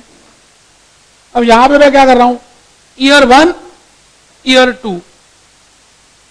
मां तुझे तो है पता कि मैं अंधेरे से डरता हूं, गाना सुना होगा आपने। तो वही मां कंपनी का आज मैं ईयर 1 और ईयर 2 बना रहा हूं, और मुझे बता दीजिए, मुझे आज बता दीजिए, मुझे बता दीजिए, मुझे मत रोकना यारो, आज मुझे बता देना, आज बता देना और मुझे बताने देना। ये मैं ऐसे इंफॉर्मेशन आपकी नॉलेज के लिए लिख रहा हूं, आप भी लिख लें। नील नील मुझे न रोकना, आज हो जाने दो मुझको सेंटिमेंटल, आज न रोकना, आज न रोकना। ये मैंने आपके सामने एक बेसिक इंफॉर्मेशन लिख दी है। Opening stock of finished goods, वैसे नहीं भी लिखता तो ठीक था, बट वर्किंग नोट है ना, इसका कोई फॉर्मेट थोड़ी है, फिर भी हम लिख सकते हैं, उसमें ऐसा कोई दिक्कत नहीं है। आगे चलिए, रॉ मटेरियल कंज्यूम्ड। पहले मैं ईयर 1 को लेकर चलूंगा जी, भाई और बहनों, भाई और बहनों, जो मेरी आवाज सुन रहा हो, आप ईयर 1 को लेकर चल रहा हूं। रॉ मटेरियल कंज्यूम्ड 6000 इंटू 40, 2,40,000 आ गया। आराम से देख लीजिए,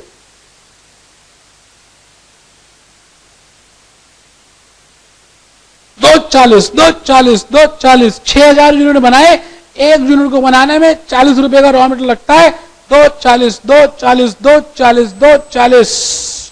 पहले मैं ईयर वन ही करूंगा, ठीक है? Okay okay okay, no problem. हद कर दिया आपने। मैं यहां पे लिख रहा हूं डायरेक्ट लेबर 6000 बनाए भैया, बनाए तो 6000 ना, बिके कितने भी, खर्चा तो मेरा 6000 पे हुआ ना, 1,20,000। फिक्स्ड मैन्युफैक्चरिंग एक्सपेंसेस मैं तो 72,000 लिख रहा हूं, मुझे नहीं पता कहां से आ गए, मुझे नहीं पता कहां से आ गए, बहुत बार बता चुका हूं, आप देख लीजिए 72,000 कहां से आ गए। फिक्स्ड मैन्युफैक्चरिंग एक्सपेंसेस, अच्छा फिक्स तो फिक्स्ड ही रहते हैं जी, फिक्स तो फिक्स्ड ही रहते हैं। मैंने इसके ऊपर नोट लिखवा दिया था, नोट यहां भी लिखा, वो पढ़वा भी दिया। मैंने कहा कॉस्टिंग में एब्जॉर्प्शन फिक्स कॉस्ट की पर यूनिट से होती है। तो आपको मैंने एक बात बताई थी, क्या, कि अगर बजटेड कॉस्ट मान लेते हैं 1,00,000 रुपए की है और बजटेड प्रोडक्शन मान लेते हैं 10,000 यूनिट्स की है, तो बताइए जी एब्जॉर्प्शन रेट पर यूनिट 10 रुपए का आएगा या नहीं? कैसे आया? 1,00,000 भाग में 10,000 is equal to 10 rupees per unit, आया या नहीं? मुंह से तो बोलो। अच्छा अब आप ये बताओ कि मैंने यहां पर अगर मुझे 10 रुपए दिया और 10,000 दिया हो तो मैं 1,00,000 निकाल सकता हूं? तो यही किया मैंने। देखो क्या दिया हुआ है मेरे को, फिक्स्ड मैन्युफैक्चरिंग एक्सपेंसेस 6 रुपए दिए होंगे। 6 रुपए कैसे आए होंगे? फिक्स्ड मैन्युफैक्चरिंग एक्सपेंसेस अपॉन 12,000 करके आए होंगे। तो बताइए जी फिक्स्ड मैन्युफैक्चरिंग एक्सपेंसेस कितने आ गए? 72,000 रुपए आ गए। 12,000 इंटू 6, अभी तो आए होंगे फिक्स्ड। बोलो हाँ या ना, तो बोलो। ये बात समझ आई है या नहीं आई? नहीं आई तो मैं छोड़ देता हूं। बताओ आई है या नहीं आई है वाली बात? तो 72,000 लिखिए, ये लिख दिया। प्राइम कॉस्ट बताइए कितनी? 432 प्लस फैक्ट्री ओवरहेड्स।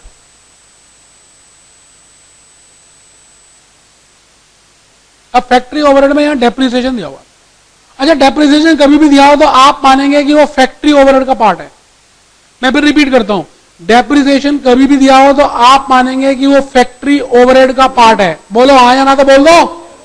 अच्छा दूसरी बात, डेप्रिसिएशन आपको अगर पर यूनिट दी हो, देखो लिखा हुआ है, मैं कह रहा हूं डेप्रिसिएशन दो तरह से दे सकता है, वो पर यूनिट बेसिस पे दे सकता है और रेट ऑफ डेप्रिसिएशन भी दे सकता है।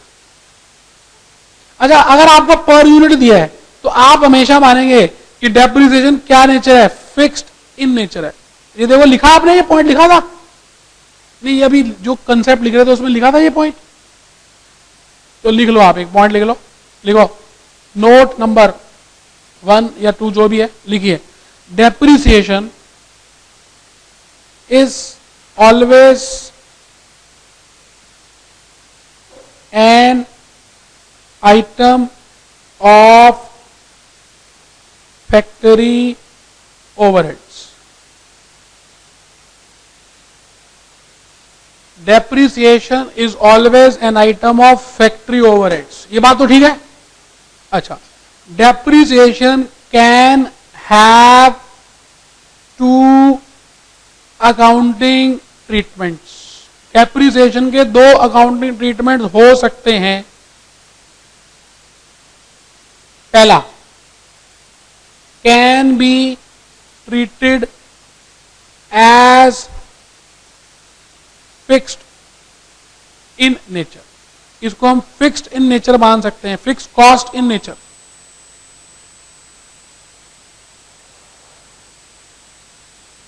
दूसरा, can be treated as variable in nature. Can be treated as variable in nature, इसको हम वेरिएबल भी मान सकते हैं।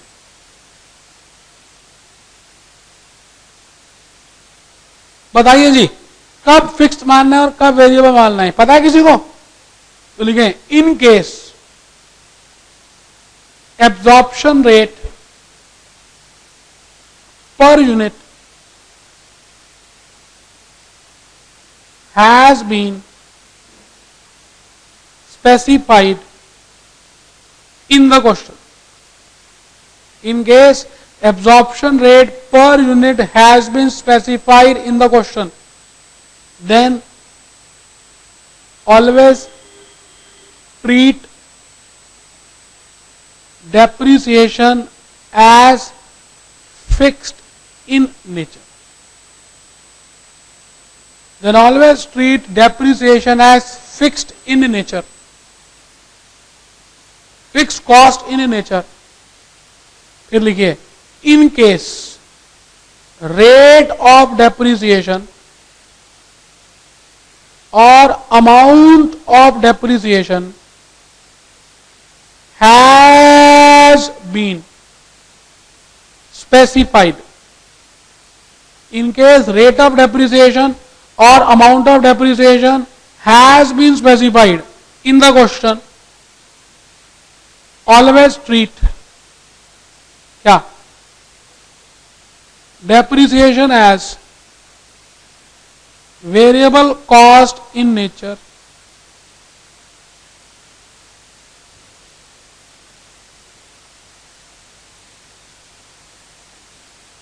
बोलो, बात समझ आ रही है थोड़ी सी या नहीं? यहां देखना कहां दी हुई है डेप्रिसिएशन, कैसे दी हुई है यहां पर डेप्रिसिएशन? हाँ जी, यहां पर देखिए पर यूनिट दी हुई है या रेट ऑफ डेप्रिसिएशन दिया हुआ, बताइए प्लीज। तो क्या करूं? तो मैंने यहां फिक्स ले लिया है, तो यहां फिक्स में कैसे करूंगा? ये देखिए मैंने क्या लिखा है, 1,06,000, तो यहां 72,000 लिख दूं, 1,20,000 लिख दूं, 1,20,000, 1,20,000। चलिए जी, फैक्ट्री कॉस्ट बता दीजिए।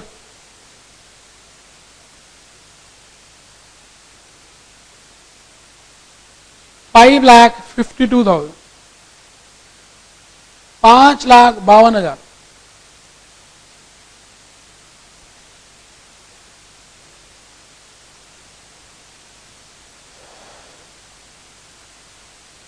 Plus office overheads.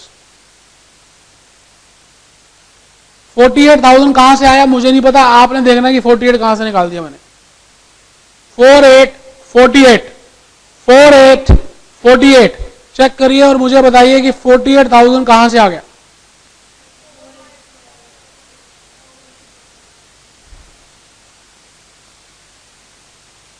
सबको समझ आ गया? अच्छा, 48 तो फिक्स्ड है, फिक्स तो यहां पे लिख भी सकते हैं अभी पहले ही, ईयर 2 में भी सेम ही होगा। तो चलिए टोटल करिए और बताइए, 8 और 2 10, हासिल 1, 5 और 1 6, 4 10, 6 लाख रुपए आ गए क्या?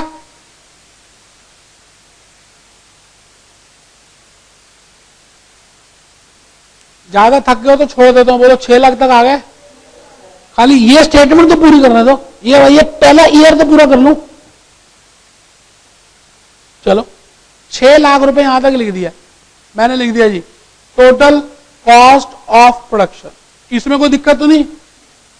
चलिए, plus opening stock of finish goods, बताइए जी opening stock of finish goods है ही नहीं, पहले साल में तो होती नहीं। Less closing stock of finish goods है या नहीं? अच्छा, क्लोजिंग स्टॉक हो सकता है या नहीं? हो सकता है, इसको लेस कर देंगे तो यहां पर आ जाएगा total cost of goods sold.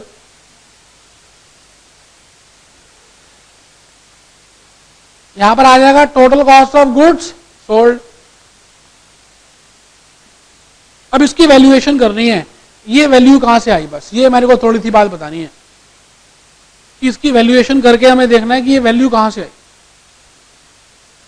Closing stock of finish goods, तो नीचे देखिए वैल्यूएशन का मेथड दिया हुआ है, value closing stock on the basis of weighted average cost basis. वैसे मैं आपको बताऊं, क्लोजिंग स्टॉक 2-3 तरीकों से निकल सकता है। क्लोजिंग स्टॉक की वैल्यूएशन लिख लीजिए, value of closing stock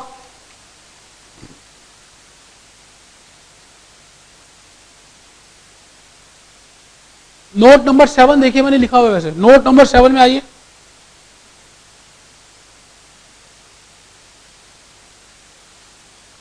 note number 7,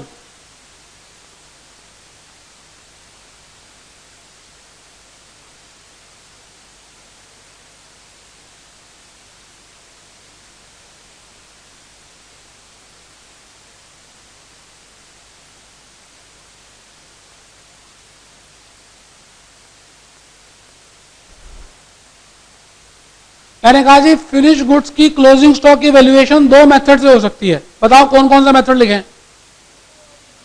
अच्छा, इस क्वेश्चन में कौन सा मेथड यूज करने की बात हो रही है?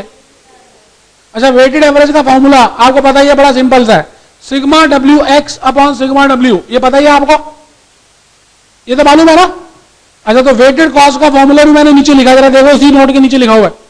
फीफो में कैसे करते हैं लिखा है, और वेटेड एवरेज में कैसे करते हैं देखिए, जरा नीचे देखिए लिखा हुआ है।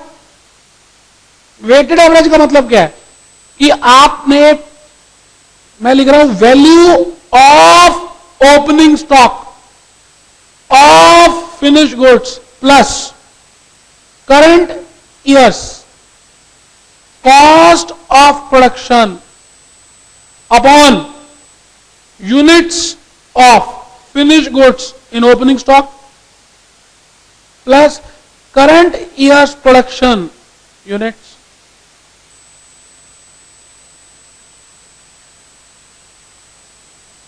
और अगर फिफो हो तो खाली ये लगाएंगे, और वेटेड एवरेज हो तो दोनों का एवरेज लेंगे। समझ आ रहा है या नहीं? अच्छा, ऊपर से तो नहीं आ रहा, यहां तक ठीक है क्या भैया? साथ साथ बता दो, मुझे लग रहा है ऊपर से आ रहा, यहां तक ठीक है। चलो अब आप मेरे को बता दो कि इस कॉस्ट शीट में हमारे पास ओपनिंग स्टॉक तो है ही नहीं, खाली करंट ईयर की प्रोडक्शन ही है, तो एक यूनिट को बनाने में कितने पैसे लगे? तो यहां लिख रहा हूं वर्किंग नोट नंबर 5, जो भी लिखना लिख लीजिए, cost per unit as per weighted average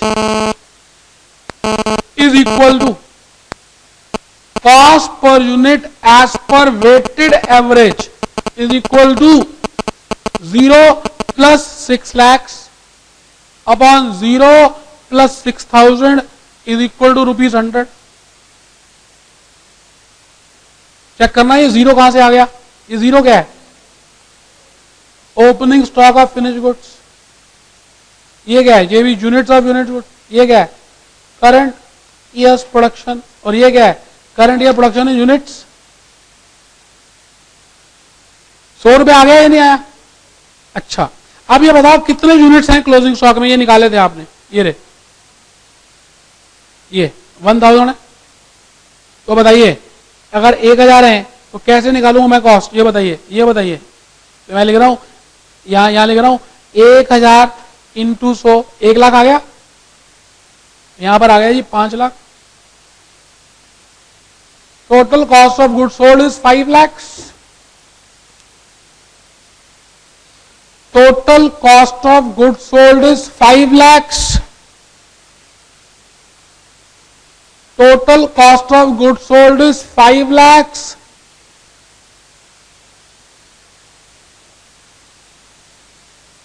plus, जब ऐसे मूड आप खराब कर रहे हैं, सेलिंग एंड डिस्ट्रीब्यूशन ओवरहेड्स से कर दीजिए। चलिए ईयर 1 कंप्लीट करते हैं। सेलिंग एंड डिस्ट्रीब्यूशन ओवरहेड्स, मुझे पता है मैंने 5-10 मिनट ज्यादा ले लिए, तो इसका मतलब थोड़ी है कि आप मेरे से नाराज हो जाएंगे। सेलिंग एंड डिस्ट्रीब्यूशन ओवरहेड चलिए बताइए, और छुट्टी है। वेरिएबल और फिक्स बता दीजिए। चलिए वेरिएबल कितने और फिक्स कितने हैं, बस इतना बता दीजिए कि सेलिंग एंड डिस्ट्रीब्यूशन ओवरहेड्स में वेरिएबल कितने और फिक्स कितने हैं। 5 रुपए टोटल दिया हुआ है। हाँ, 80% इसमें क्या है? वेरिएबल है। और 20% क्या है? अच्छा, फिक्स कैसे आया होगा? ऐसे आया होगा 1 rupee is equal to x upon 12,000। तो एक्स की वैल्यू क्या होगी? 12,000। भाई 5 रुपए टोटल है ना, ये तो सबको दिख ही रहा है। सेलिंग एंड डिस्ट्रीब्यूशन ओवरहेड्स 5 रुपए दिख रहा है या नहीं? अच्छा, 5 रुपए में इतना वेरिएबल है, इतना फिक्स्ड है, तो मैंने इसका निकाला तो 1 रुपए आ गया। अच्छा, ये एब्जॉर्प्शन रेट पर यूनिट है, इसको कैसे निकाला होगा? X upon 12,000। तो एक्स की वैल्यू निकाली 12,000। चलिए अब बता दीजिए मेरे को कि यहां पे मैं कितना करूं? फिक्स तो 12,000 लिख दिया, वेरिएबल कितने हैं? वेरिएबल कितने पर यूनिट? अच्छा, सेलिंग ओवरहेड्स कब इनकर करते हैं?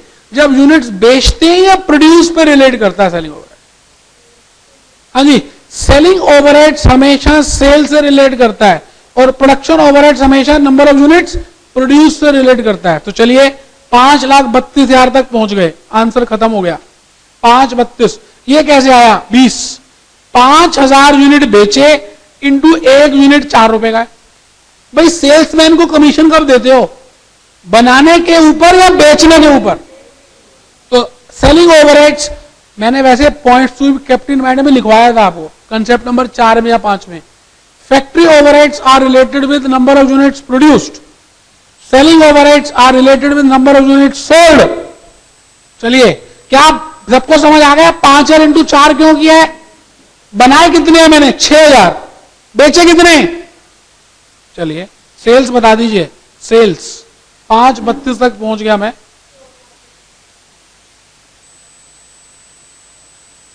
और सेल्स कितनी है? और यहां पे प्रॉफिट और लॉस कितना है?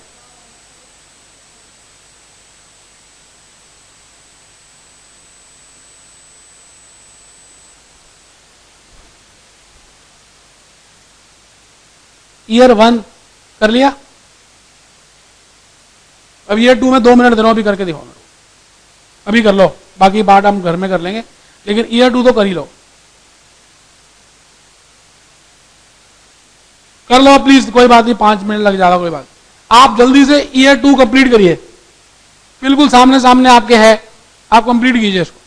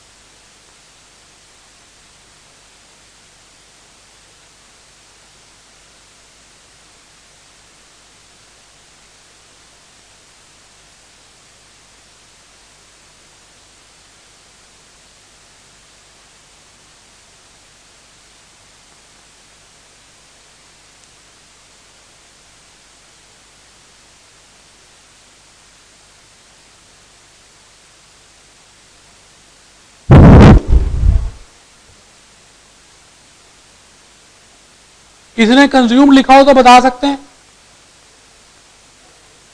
हाँ जी, बहुत बढ़िया। 9,000 into 40, 3,60,000।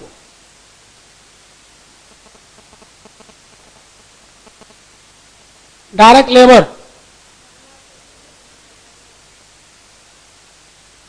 Prime cost,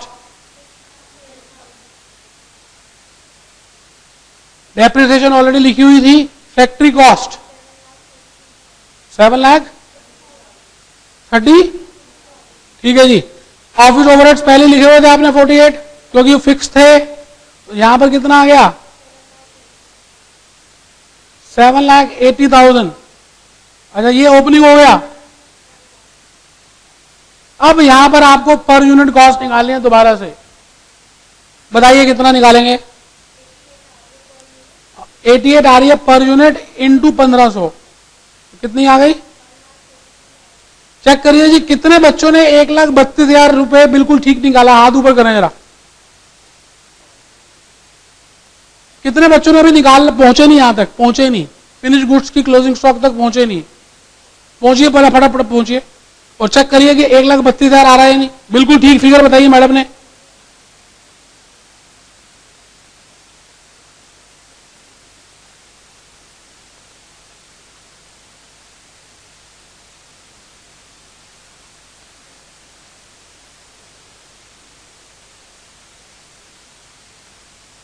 $7,48,000।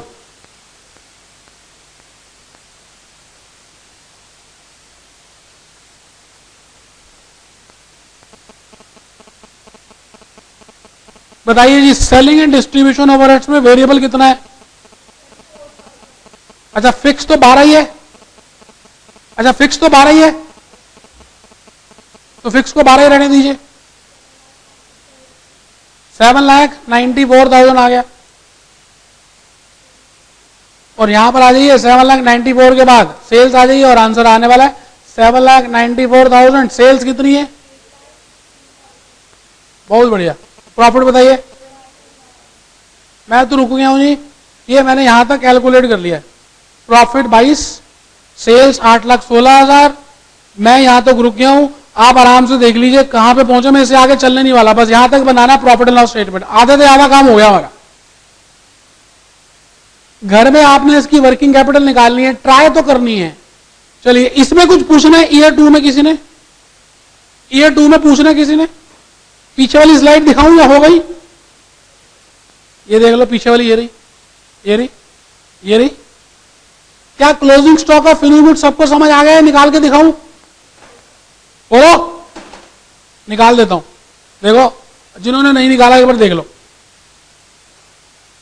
Opening value of opening stock of finish goods plus current year's cost of production upon opening stock of finish goods in units